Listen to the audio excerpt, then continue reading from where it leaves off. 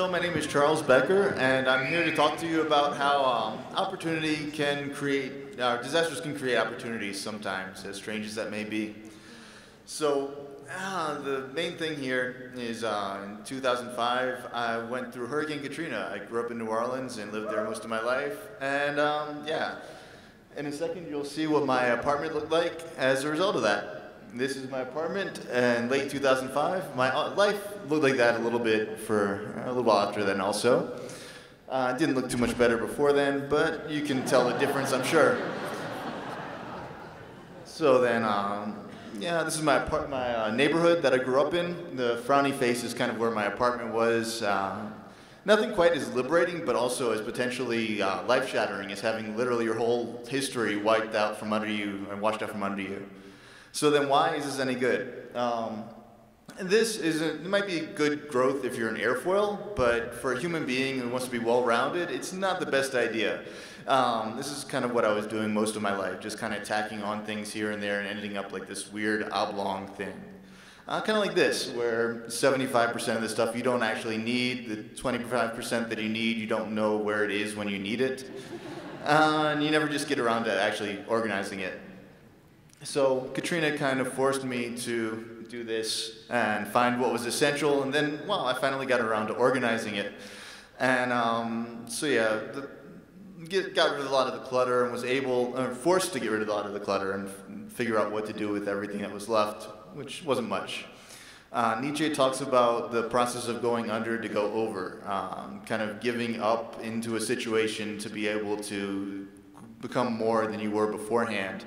And that's kind of what I did as a result. I really didn't do too well for a little while after, but then after that, I began to ask certain questions that I hadn't asked before, like realizing that I didn't know who I actually was, what I actually wanted in the world, and differentiating myself in a lot of different ways that I hadn't ever had the chance to before. And Fight Club tells us it's only after disaster that you can be resurrected, and it's only after you've lost everything that you're free to do anything. And you're not your disaster. No matter how much it might seem like it's the end of the world, it's happened to you, but you are not that. And the alchemists talked about this process of solve et coagula, which is very similar, about taking things down into their constituent parts and then recombining them until it gets to perfection or something close to it. The phoenix they talked about a lot, rising from its own ashes to higher heights than it had ever been before because of that process. And that's kind of what happened to me after that. But I'm wasting time. The ancient Egyptians also had an idea of Kephra, the scarab that they divinized as the principle of self-recreation. They saw the dawn sun recreating itself each morning and the scarab beetle coming out of a hole that looked like it created itself. And so the process that I'm talking about is basically starting with this, what a lot of us are at now, where we're out of focus. We've got contingent things that we've picked up here and there because of an ex-girlfriend or ex-boyfriend that really aren't core to who we are, but we stick with it because they're good. They're okay, they seem to work for us. And another Boulderite, Jim Collins, in his book Good to Great, talks about how good is the enemy of great, because some things, they're good, so we just stick with it. Why worry about that? And that's kind of what I was forced to face. I didn't have what was good before, so I could focus a little bit better and actually work from a center and have a nice firing laser. And then going back to Nietzsche, he talked about becoming who you are. And that was something I was forced to do as well.